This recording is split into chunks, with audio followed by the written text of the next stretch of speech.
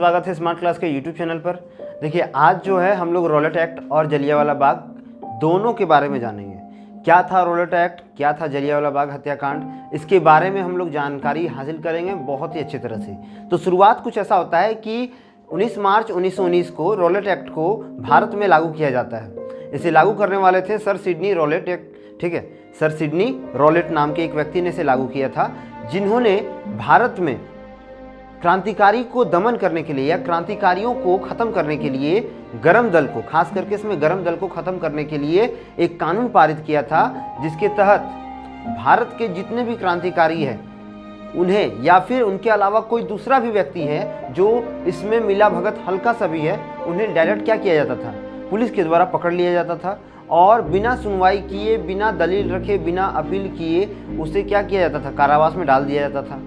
और कारावास में डाल करके उन्हें बेइंतहा मारा जाता था। उनके साथ यानी बहुत ज़्यादा प्रताड़ना किया जाता था, बहुत ज़्यादा ठोका ठोकी उसके साथ होता था, इतना मारा जाता था कि वो अधमरे हो जाते थे।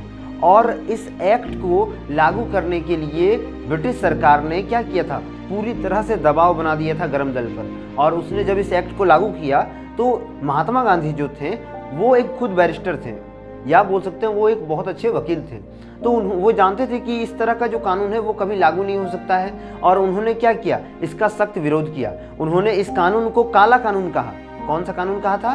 काला कानून, जिसके तहत उन्होंने अपने जितने भी नीचे तबके के जो नेता थे या बोल सकते जो उनके सहयोगी थे, उनसे यह डिमांड किया कि आप लोग इसमें बढ़ चढ़ कर हिस्सा लीजिए और मेरा साथ दीजिए, ताकि हम जो ब्रिटिश सरकार ने ये कानून लागू किया है उसके खिलाफ क्या कर सकें, एक कड़ा विरोध कर सकें। और इस कड़ा विरोध करने के लिए उन लोगों ने सभी ने मिलकर क्या किया, महात्मा गांधी का साथ दिया, जिसके तहत रॉलेट एक्ट को काला कानून के रूप में पूरा देश में क्या किया गया, विरोध किया गया। इसका जो पूरा घटना था ये साल 1919 का था। तो होता ऐसा है कि 30 मार्च को दिल्ली में, याद रखिएगा 30 मार्च को दिल्ली में स्वामी श्रद्धानंद जी ने क्या किया था, इस कानून का विरोध कर दिया, रॉलेट एक्ट कानून का विरोध कर दिया। और उन्होंने बहुत जोरदार तरीके से क्या किया था, अंग्रेज का विरोध किया था। साथ ही साथ श्रद्धानंद जी ने एक और नारा लगाया जिसका नाम था कर मत दो। इस नारे के तहत लोगों से अपील की गई कि आप जो टैक्स भरते हो ना, जो सरकार को टैक्स भरते हो, वो टैक्स देना ही नहीं है आपको। ब्रिटिश सरकार को कोई टैक्स नहीं दो, तब उसका क्या होगा, उसका खजाना खाली होगा और वो क्या करेगा, यहाँ से जाने का कोशिश करेगा। तो 30 मार्च को जब ये घटना हुई तो इस घटना ने क्या किया था, पूरे देश की नींदें को खोल दिया था। पूरा देश का जो एक तरह का सोया हुआ युवा था वो जागने लगा कि अरे इतना बड़ा कांड हो गया, रॉलेट एक्ट के विरुद्ध जब इतना लोग आंदोलन करा तो हम लोग को भी शामिल होना चाहिए। और इसी को देखते हुए महात्मा गांधी ने 6 अप्रैल को क्या किया, एक बहुत बड़ा देशव्यापी आंदोलन छेड़ दिया। मतलब क्या कि बहुत बड़ा आंदोलन करने का प्लानिंग किया और आंदोलन करना शुरू कर दिया। 6 अप्रैल को एक हड़ताल लगा दिया गया, देशव्यापी हड़ताल था, जिसमें पूरा देश में कहीं काम काज जितना था सरकारी काम सब बंद कर दिया गया। जितने भी भारतीय लोग थे वो क्या करने लगे, वो सब काम को छोड़ के जाने लगे जो ब्रिटिश के अंदर काम करते थे। ब्रिटिश को ये पचा नहीं, ब्रिटिश सरकार जान गई थी कि महात्मा गांधी जो है वो इसी तरह क्या करेगा, उनके व्यापार और हर चीज़ में उनको नुकसान पहुंचाते रहेगा। और ब्रिटिश सरकार ने इसी के डर से 8 अप्रैल को महात्मा गांधी को गिरफ्तार कर लिया। कब कर लिया? 8 अप्रैल को महात्मा गांधी को गिरफ्तार कर लिया। पूरा डेट था 8 अप्रैल 1919। तब जाकर के महात्मा गांधी को अंदर जब डाला जाता है तो देखता है कि कोई असर नहीं हुआ। अंग्रेज बोलता है अरे महात्मा गांधी को तो अंदर डाल लिए, अभी भी कोई असर नहीं हो रहा है। तब वो अंग्रेज ये सोचता है कि शायद इसमें हो सकता है कि महात्मा गांधी का जो सहयोगी सब है, जो छोटे छोटे नेता सब हैं, वो लोग इसका सहायता कर रहा है, क्योंकि मेन नेता तो अब अंदर में है, जेल के अंदर में। बाकी मदद कौन कर रहा है? जो छोटे छोटे नेता हैं। इसलिए छोटे छोटे नेताओं को पकड़ना बहुत ज़रूरी है। तो रातों रात जितने भी उसके ये नेता थे, जितने भी नेता थे, सबको पकड़ा जाने लगा और सबको जेल में डाला जाने लगा। 9 अप्रैल सत्यपाल सिंह और सैफुद्दीन किचलू को क्या किया गया, पकड़ा गया अमृतसर से। यहीं से शुरुआत होता है मेन जलियांवाला बाग हत्याकांड का, यहीं से स्टार्टिंग पॉइंट होता है। जब सत्यपाल सिंह और सैफुद्दीन किचलू को पकड़ा जाता है तो ये दोनों अमृतसर क्षेत्र के बहुत ही प्रसिद्ध नेता में से एक थे। दोनों बहुत प्रसिद्ध थे। जैसे हम लोग सुभाष चंद्र को मानते हैं वैसे ही इन्हें भी वहाँ माना जाता था, बहुत प्रसिद्ध नेता थे। और इसकी गिरफ्तारी होने के बाद वहाँ के लोगों में जो था एक विरोध का भावना जग रहा था और लोगों को विश्वास नहीं हो रहा था कि सत्यपाल सिंह और सफीउद्दीन किचलू को पकड़ लिया गया है और उन्हें मारा जा रहा था पूरा, उन्हें उनके साथ प्रताड़ित किया जा रहा था, उन्हें जेल के अंदर में। और इन्हीं को छुड़वाने के लिए 13 अप्रैल को बैसाखी पर्व के उपलक्ष्य पर, याद रखिएगा 13 अप्रैल को बैसाखी पर्व के उपलक्ष्य पर, जब ये बैसाखी पर्व क्या होता है, पंजाब में जो होता है ना एक तरह का बोल सकते हैं कि पर्व मनाया जाता है। जब गेहूं को काटा जाता है तो गेहूं को काटने के बाद एक बैसाखी पर्व वो लोग मनाते हैं, जिसमें पंजाबी भाई सब जो हैं बहुत हर्षोल्लास से इस पर्व को मनाते हैं। तो 13 अप्रैल को बैसाखी पर्व के दौरान जलियांवाला बाग एक जगह का नाम था, एक क्षेत्र था, जहाँ पर क्या किया गया था, जितने लोग थे लगभग 2 से 3 हज़ार 4 हज़ार 5 हज़ार लोग जुड़े थे। और वहाँ पर इस बात को क्या किया गया, इस बात के लिए कि 2 व्यक्ति जो बहुत प्रसिद्ध हैं, जिसमें सत्यपाल सिंह और सफीउद्दीन किचलू को पकड़ा गया है, उनके बारे में डिस्कशन करना था कि क्या कैसे करोगे, हमारे नेताओं को तो पकड़ लिया गया है, अब उन्हें बाहर निकाला कैसे जाए। तो एक शांति प्रिय बोल सकते सम्मेलन हो रहा था, शांति प्रिय, कोई भी कुछ नहीं कर रहा था, शांति प्रिय हो रहा था। तो इस सम्मेलन को जहाँ किया जा रहा था वो जलियांवाला बाग का जगह था। यह जो जलियांवाला बाग का जो क्षेत्र था ये चारों ओर से बहुत बड़े बड़े दीवारों से घिरा था, चारों ओर से दीवारों का एक बहुत बड़ा बोल सकते हैं किलाबंदी टाइप का दीवार था।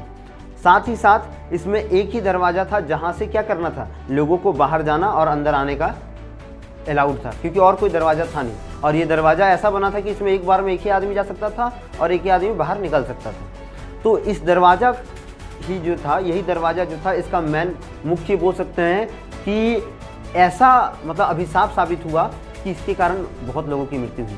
तो यहाँ क्या होता है कि जब ये मीटिंग हो रहा था, शांति प्रिय मीटिंग चल रहा था, तो उसमें से एक व्यक्ति था जो अंग्रेज का खबरी था, ठीक है, जो अंग्रेज का क्या था, खबरी था, जिसका नाम था हंसराज।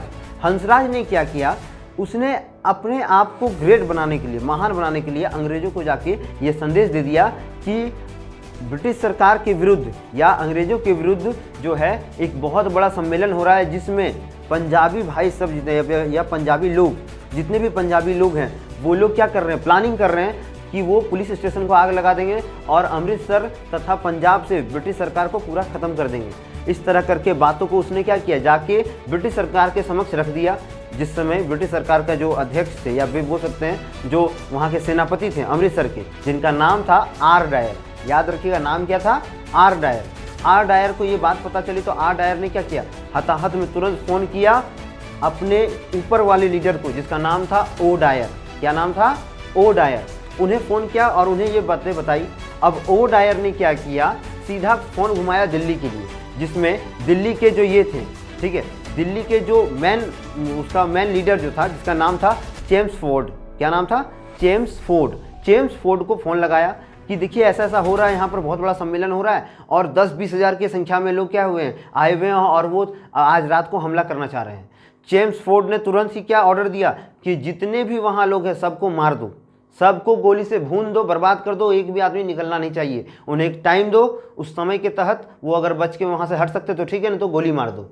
और इस बात को, इस आदेश को ओ डायर ने क्या किया, माना। और ओ डायर ने तुरंत फ़ोन किया आर डायर को, ठीक है। देखिए ओ डायर ने फ़ोन किया आर डायर को, मतलब ओ डायर बड़ा था। आप इसको ABCD के आधार पे भी याद रख सकते हैं। जैसे पहले कौन आता है, ओ आता है, उसके बाद अल्फ़ाबेट के आधार पे आर नीचे आता है ना, तो उसी तरह आप याद कर लीजिएगा। तो ओ डायर ने तुरंत आदेश दिया आर डायर को कि तुम अपना गोरखा रेजिमेंट को लेके जाओ और वहाँ गोलियों से भून दो उन्हें, जितने भी जलियांवाला बाग में जितने भी लोग आए हैं। इस बात को जैसे ही जानता है, वो आर डायर को जैसे ही आदेश मिलता है, वो अपने गोरखा रेजिमेंट के साथ 2 से 3 हज़ार लोगों के साथ, जो सैनिक था उसके साथ, वो चारों ओर से उस बाग को घेर लेता है, जलियांवाले बाग को घेर लेता है। और लोगों को मात्र 3 से 5 मिनट का टाइम दिया जाता है कि तुम्हें मैं 3 से 5 मिनट का टाइम दे रहा हूँ, तुम लोगों को जिसको जिसको यहाँ से बचना है निकल जाओ। अब बोलिए 3 से 5 मिनट में कैसे कोई आदमी निकलेगा एक छोटे से गलीनुमा गेट से, और लोगों के पास वो समय काफ़ी नहीं था। जितने लोग निकल पाए 3 से 5 मिनट में निकल गए, बाकियों को भून दिया गया, गोलियों से भून दिया गया, उन्हें अंधाधुन मार के ख़त्म कर दिया गया। और इसके नरसंहार से, इस नरसंहार ने क्या किया, भारत के रूह को कपा दिया, भारत के जितने भी गद्दावी नेता थे, जितने भी साहसी नेता थे, बड़े बड़े नेता थे, महात्मा गांधी, इन सभी ने इसका विरोध किया, कड़ा विरोध किया और सभी ने अपनी उपाधियों को वापस देना शुरू कर दिया कि हमें नहीं चाहिए तुम्हारी उपाधि, केसरी हिंद का उपाधि हमें नहीं चाहिए। उसके बाद रविंद्रनाथ टैगोर ने अपनी उपाधि को भी रिटर्न कर दिया। कई नेताओं ने नौकरियां छोड़ दी, कई बड़े बड़े लोग थे जिन्होंने सरकारी ब्रिटिश नौकरी को छोड़ दिया, लात मार दिया कि हम तुम्हारे लिए काम नहीं करना चाहते हैं, हमें जरूरत नहीं है कि तुमने हमारे लोगों को इस तरह से बेरहमी से मारा है। और इस चीज़ को इतना ज़्यादा भयावह रूप दिया गया कि अंग्रेज और ब्रिटिश सरकार डर गई और ब्रिटिश सरकार ने डर के मारे तुरंत क्या किया, एक हंटर आयोग का गठन कर दिया। हंटर आयोग एक ऐसा आयोग था जिसका काम था जांच करने का कि एक्चुअली में हुआ क्या था, ठीक है, जिसमें 8 लोगों को की सदस्य में इसको गठित किया गया, 8 लोगों को तैयार किया गया, जिसमें 3 भारतीय थे और 5 ब्रिटिशियन थे। उन्हें ये दारोमदार दिया गया कि आप इसका पता करो कि एक्चुअली वहाँ हुआ क्या। और पता है उसमें क्या निकला? उसमें निकला ये कि इस 8 लोगों ने यह याचिका या यह बोल सकते हैं तैयारी की, जिसमें उन लोगों ने क्या किया, लोगों के यानी ब्रिटिश सरकार के समक्ष प्रस्ताव रखा या एक बोल सकते हैं फाइल बना के प्रस्तुत किया, जिसमें लिखा गया था कि जनरल ओ डायर, क्योंकि यही ऑर्डर दिया था ना आर डायर को, तो जनरल ओ डायर जो है वो निर्दोष है और उन्होंने आतंकियों और बोल सकते हैं दंगा फैलाने वाले को मारा है, जिसमें लोगों की संख्या 379 थी, 379 मात्र थी, जबकि मरा था 1600 से 2000 व्यक्ति और इस तरह उन्हें निर्दोष साबित कर दिया गया। इस तरह से एक आयोग का गठन हुआ ब्रिटिश सरकार के द्वारा और उस आयोग में क्या हुआ, सब कुछ खत्म हो गया। अच्छा, इसमें और एक चीज, हंसराज ने सरकारी गवाह बन के इसमें क्या किया था, दलील दिया था कि हाँ इन्होंने ऑर्डर दिया था, 3 घंटा का टाइम दिया था, किसने, आर डायर ने, कि सबको जिसको निकलना निकल जाए, लेकिन सबने क्या किया था, पत्थर फेंकना शुरू कर दिया। इस तरह करके बहुत झूठे आरोप लगाया गया और हंसराज बहुत बड़ा गद्दार निकला। इसके बाद इस चीज़ से कांग्रेस जो था बहुत खफा थी और कांग्रेस बहुत गुस्से में थी और इसीलिए मदन मोहन मालवीय ने एक नया जांच आयोग गठित कर दिया और जिस जांच आयोग में उन्होंने यह पाया कि इसमें पूरा गलती जो था वो किसका था, आर डायर और ओ डायर का था, ना कि उन मासूमों का, उन बच्चों का, उन महिलाओं का जिन्हें वहाँ बेरहमी से मारा गया था, जिन्हें गोलियों से भून दिया गया था। इसके बाद पूरा जांच आयोग का जो बात था मदन मोहन मालवीय द्वारा, उसे कांग्रेस के द्वारा जब ब्रिटिश सरकार के पास रखा गया तो किसी ने उनकी एक नहीं सुनी, किसी ने भी उनकी बातों को नहीं माना और नकार दिया। मदन मोहन मालवीय बेचारे पछताते रह गए और इस सभी घटना को एक व्यक्ति देख रहा था जिसका नाम था उधम सिंह। उधम सिंह उस समय मात्र 18 वर्ष का व्यक्ति था और उसने कसम खाया कि मैं मारूंगा ओ डायर को। और जब ओ डायर इस चीज़ को, इस घटना को करने के बाद अपना देश जाता है, इंग्लैंड जाता है, तो उसे तलवार देकर सम्मानित किया जाता है, उसे एक बहुत बड़ा ओहदा दिया जाता है, उसे देशभक्त कह के क्या किया जाता है, उसका सम्मान किया जाता है। और इस चीज़ को बहुत ज़्यादा मात्रा में, गहरी सोच में और एक सीरियसनेस के साथ उधम सिंह ने अपने दिमाग में ले लिया और सन 1940 में उधम सिंह ने इंग्लैंड जा कर के 10 वर्ष तक कठिन परिश्रम किया था। 1930 में वो इंग्लैंड गया था और 10 वर्ष तक मारने के लिए, ओ डायर को मारने के लिए प्लानिंग किया और वहाँ रह करके, वहाँ खट के, वहाँ मेहनत करके उसने पैसे इकट्ठे किए और बंदूक खरीद के 1940 में एक कैक्सहॉल नाम का जगह था, ठीक है, कैक्सहॉल नाम के स्थान पर उसे गोली मार दिया। किसको? ओ डायर को। और उसने कह दिया कि मेरा बदला अब चुकता हुआ, तुमने जितने मेरे भाई बहनों को मारा था मैंने आज उसका बदला ले लिया है। उसे वहाँ, उधम सिंह को वहाँ गिरफ्तार कर लिया जाता है ब्रिटिश सेना द्वारा और उसके बाद उसे भारत के जेल में भेज दिया जाता है। तो इस तरह आज हम लोग जाने कि किस तरह रॉलेट एक्ट और किस तरह जलियांवाला बाग हत्याकांड हुआ था। इस घटना में कितने लोगों की जान गई थी, कितने लोगों ने क्या खोया था और भारत ने इसे किस प्रकार अपने ऊपर सहा था। तो आशा करते हैं कि आपको रॉलेट एक्ट और जलियांवाला बाग हत्याकांड से जुड़े सभी घटनाएं अच्छे से समझ में आ गई होगी। तो चैनल को इसी तरह देखते रहिए, लाइक करिए, शेयर करिए, कमेंट करिए। मिलते हैं अगले वीडियो में, तब तक के लिए वंदे मातरम, भारत माता की जय।